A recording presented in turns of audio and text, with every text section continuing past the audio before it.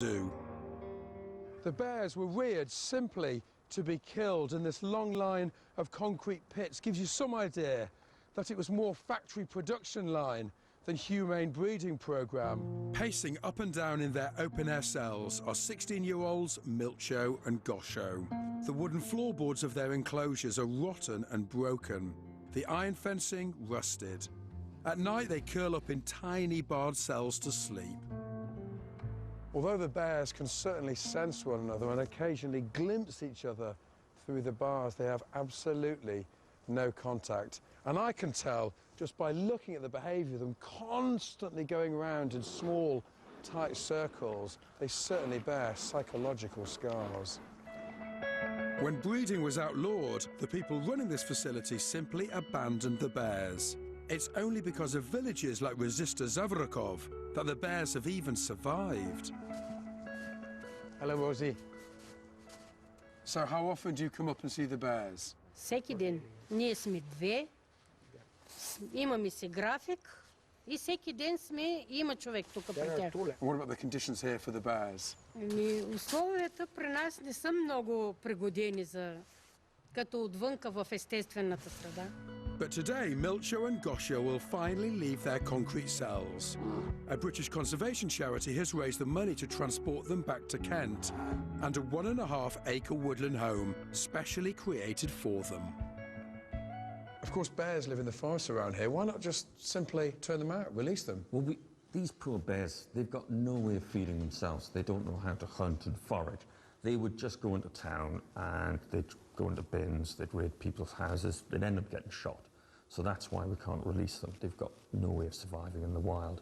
So we need to keep them in captivity, unfortunately. Remember, this guy is going to probably live for another 35 years. So we've got to give those 35 years in a way that that bear's going to be happy.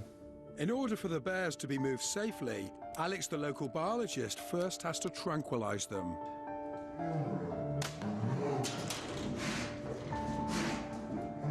It's a tense 10-minute wait for the anaesthetic to take effect. As soon as it has, it's all hands on deck. 2, 1, go!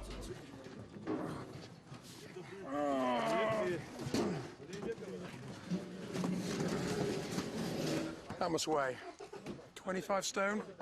It's a heavy animal. Getting the bears into the pickup is only the first part of their journey. The pickup then has to make it down the mountain to the main road, where the bears will then be transferred to holding cages in the back of a specialist lorry for the remainder of the journey. The bears are being moved by animal transport experts Equipa, who have kitted out the truck with water troughs and feeding mechanisms, meaning that these doors won't be open until Milcho and Gosho step foot on British soil. But before they get there, pairs of drivers working in shifts will have to transport the bears through 9 countries and more than 1,500 miles. In Bulgaria, these are 2 of the last brown bears to be held in captivity. They were bred just to be hunted, and each has now spent the last 16 years alone in their concrete pens. I've been helping rescue them. After they were darted, we moved them onto a special truck, which is now making the long journey by land back to the UK. Their destination is the Wildwood Trust in Kent. They're now only a few hours away, and the quarantine area is all but complete. Well, Peter, it's a bit of a muddy, wet day, but the enclosure has, I think, the term is potential. It has. It's a great enclosure. The chaps here have done a fantastic job. We're trying to give the bears everything they need. You can see there's lots of stuff for them to play with. And, of course, the night quarters where the vets can look after them. This is the quarantine enclosure, so then I understand they're going to be in a much larger enclosure. Ultimately, we're going to make a massive enclosure, and then we're going to cage the people as they go through it, and the animals will have the big space. As night falls, all Peter and I can do is watch on as welders finish off the temporary pens into which we'll be transferring the bears. At 8 p.m, the bears arrive. And we've got our work cut out moving 2 200-kilogram animals out of the truck and into their night quarters. Ready, Steve? Yeah. Wow, exciting stuff. Bear's quite calm, actually, which is a really good sign. Now that we've got the bears off the truck, they're given as long as they need to take their first tentative steps into their new home.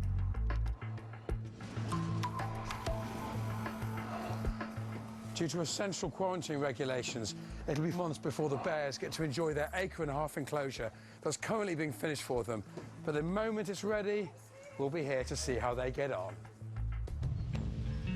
Winter turns to summer, and I've returned to witness the first bear's release into the new enclosure. And complete with plunge pool, waterfall, dens and native fruit trees, this acre-and-a-half couldn't be further from the concrete pits from which the bears were rescued. With noticeably more muscle and a beautiful thick coat, the bear is almost unrecognisable from the one I met last year. We're minutes away from releasing this bear into his new enclosure, and I've been given the honour of opening the gate.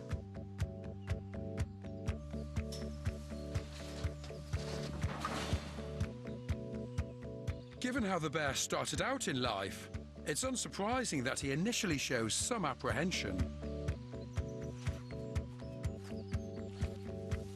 But 1 hour later, the first of the two